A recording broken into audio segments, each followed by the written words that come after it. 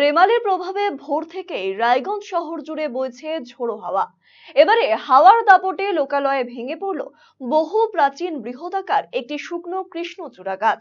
একেবারে চলতি রাস্তার ওপরে গাছটি ভেঙে পড়ে। এ ঘটনায় আহত হয়েছেন একজন পথচারী, আঘাতপ্রাপ্ত হয়েছে কয়েকটি মোটর বাইক। সোমবার সকালে ঘটনাটি ঘটেছে রায়গঞ্জ শহরের তুলসীতলা এলাকায়।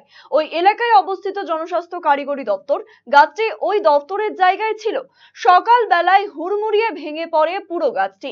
একটি পাঁচিল ভেঙে যায়। অল্পের জন্য এড়ানো গিয়েছে বড় সড় দুর্ঘটনা। স্থানীয়রা জানিয়েছেন এই গাছটি নরম ছিল।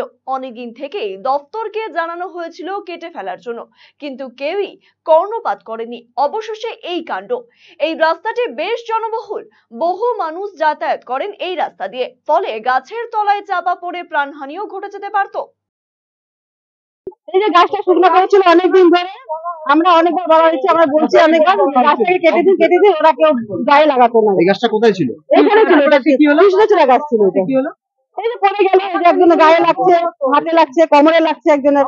দেখুন তো অনেকগুলো গাড়ি পড়েছিল এখানে। হ্যাঁ, ওই যে বাইকগুলো এখানে ছিল, সামনে পিএইচির সামনে বাইকগুলো ছিল, ওই বাইকগুলোতে লাগছে। এই গাছটা কি পিএইচির ভেতরে ছিল?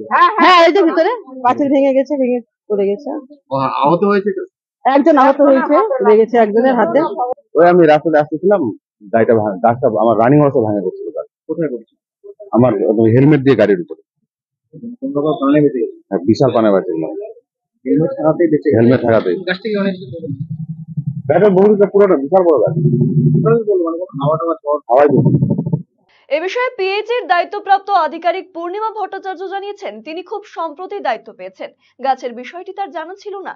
এখন তিনি ঘটনাটি তার দপ্তরের ঊর্ধ্বতন আধিকারিক এবং বন বিভাগ এবং বিদ্যুৎ বিভাগকে জানিয়েছেন। পরিস্থিতি স্বাভাবিক করার চেষ্টা চলছে।